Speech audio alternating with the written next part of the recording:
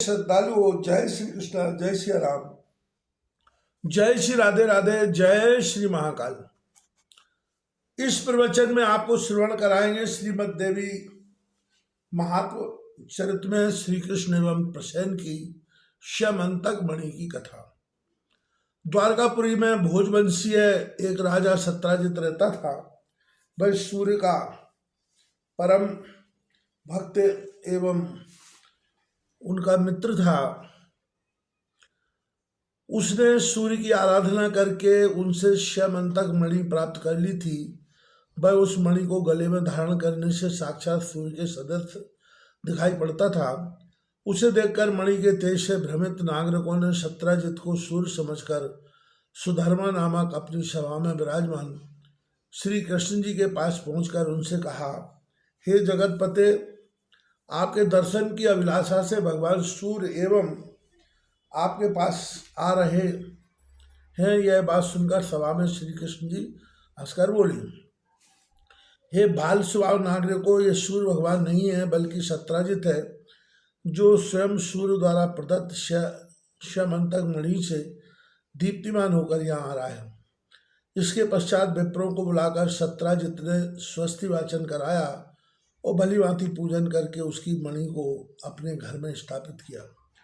उस मणि में यह विशेषता थी कि जहाँ वह रहती थी वहाँ किसी प्रकार की महामारी, दुर्भिक्ष, उपसर्ग, भूकंप आदि प्राकृतिक संकट का भय उत्पन्न नहीं होता था। वह नित्य 8 बार स्वर्ण दिया करती थी। भार परिमाण इस प्रकार है।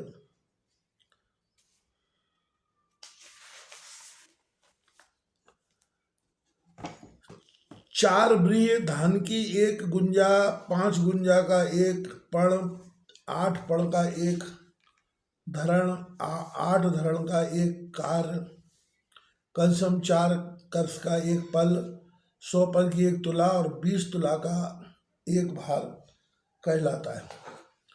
उस मणि को पाने की श्री कृष्ण जी ने नारद जी के द्वारा इच्छा की थी, परंतु सत्राजित ने देने से इनकार कर दिया था। एक दिन सत्राजित का भाई प्रसेनजित अपने कंठ में उस श्यामंतक मणि को धारण करके और घोड़े पर सवार होकर के शिकार के लिए वन में गया, तो दुर्भाग्यवश वहां अश्व सहित प्रसेनजित को एक सिंह ने जान से मार डाला। संयोग ऐसा हुआ कि जामवंत ऋषि ने उस सिंह को मारकर उस श्यामंतक मणि को ले लिया और अपनी गुफा में आ गया। उस मणि को खिलौना समझकर जामवंत की बेटी जामवंती उससे खेलने लगी। इधर द्वारकापुरी में यह बात फैल गई कि सत्राजित द्वारा मणि देने से इनकार करने पर श्री कृष्ण ने उसके भाई प्रसेनजित का वध करवा कर मणि अपने अधिकार में ले ली है। इस मिथ्या अपवाद से श्री कृष्ण बड़े दुखी और चिंतित होकर के वे प्रसेनजित की मृत्यु की एवं मणि की खोज में निकल पड़े। कुछ नागरिकों के साथ वन में पहुंचने पर श्री कृष्ण ने सिंह द्वारा मारे गए प्रसेन को देखा और तदनंतर गिरे हुए एक रक्त बिंदुओं से चिन्हित मार्ग का अनुसरण करके सिंह को खोजते हुए वे कुछ दूर गए तो एक गुफा के द्वार पर मरे हुए सिंह को देखकर भगवान श्री कृष्ण करुणायुक्त वाणी में नागरिकों से बोले, मणि का हरण करने वाले को खोजने के लिए मैं इस गुफा के भीतर प्रवेश कर रहा हूँ। मैं जब तक वापस ना जाऊं तुम लोग यहीं ठहरो। वे द्वारकावासी ठीक है, ऐसा बोलकर वह वहीं पर ठहर गए। श्री कृष्ण गुफा में प्रवेश कर गए जहाँ पर जामवंत का घर था। माँ एक बालिका को मणि से खेलता हुआ देख श्री कृष्ण ने ज्यों ही बालिका से मणि को छीनना चाहा, इस पर उसकी धात्री धाय भयभीत होकर चिल्लाने लगी। उस धात्री की आवाज़ सुनकर जामवंत तुरंत वहां आकर कृष्ण से भिड़ गए। दोनों के बीच 27 दिनों तक भयंकर युद्ध हुआ। इधर द्वारकावासी गुफा के द्वार पर 12 दिनों तक इंतजार श्री कृष्ण का करके निराश होकर घर लौट आए और उन लोगों ने श्री कृष्ण का मारे जाने का समाचार द्वारका में फैला दिया। महाभाग वसुदेव जी अपने पुत्र का वह समाचार सुनकर परिवार सहित महान शोक से मूर्छित हो गए और बार बार सोचने लगे कि मेरा कल्याण किस प्रकार से हो। उसी समय ब्रह्मलोक से देवर्षि नारद वहां आ गए।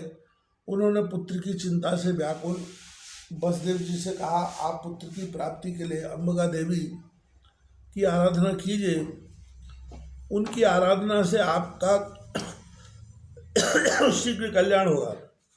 नारद जी के ऐसा कहने पर वसुदेव जी मुनि श्रेष्ठ नारद को प्रणाम करके प्रेम पूर्वक कहने लगे, हे भगवान, आपके इस कथन से देवी महात्म से संबंधित एक अपना वृत्तांत मुझे याद आ गया, मैं उसे कह रहा हूँ।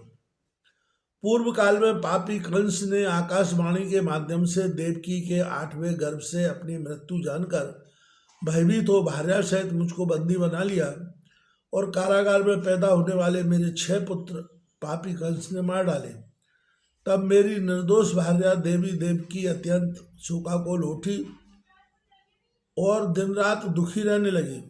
तत्पश्चात श्री गर्ग मुनि को बुलाकर उनका अभिनंदन एवं पूजन करके पुत्र प्राप्ति की कामना से मैंने देवकी का दुख बताकर कहा, हे भगवान, आप यदुकुल के गुरु हैं, अतः मुझे आयुष्मान पुत्र की प्राप्ति का कोई उपाय बताइए।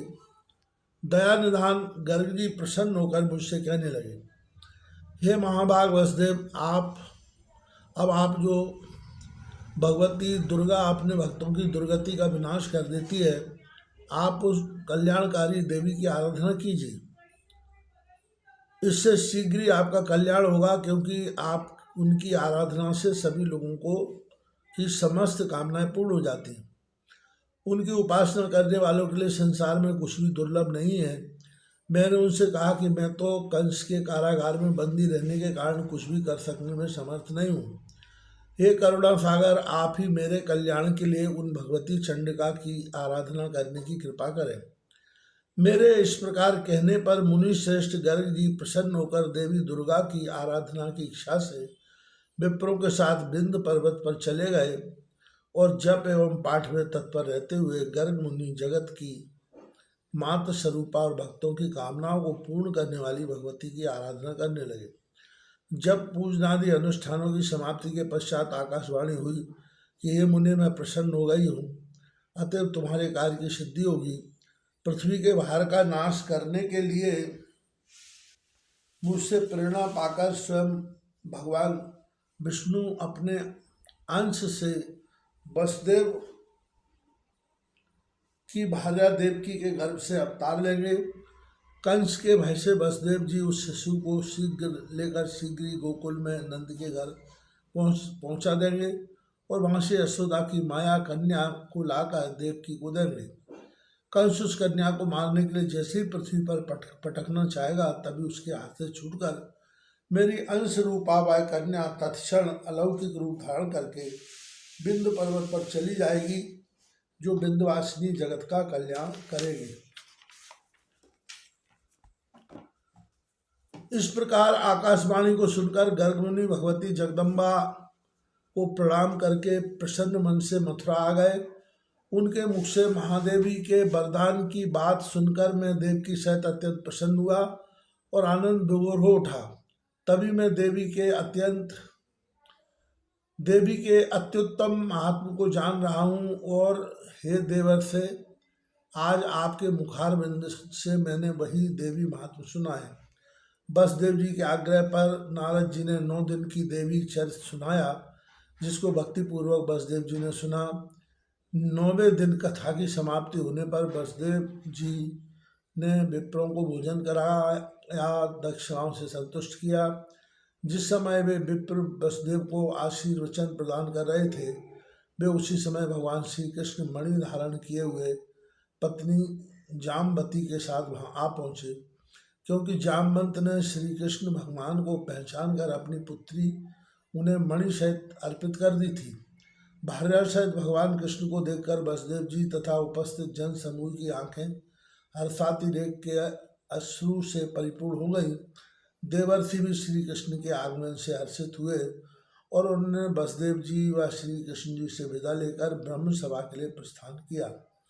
जो मनुष्य निष्कपट भक्ति एवं शुद्ध हृदय से भगवान के इस विख्यात तथा कलंकनाशक चरित्र का पाठ एवं श्रवण करता है वह पूर्ण सुखी हो जाता है। जगत में उसकी सभी कामनाएं पूर्ण हो जाती हैं तथा मृत्यु के अनंतर वह मोक्ष पद प्राप्त करता है।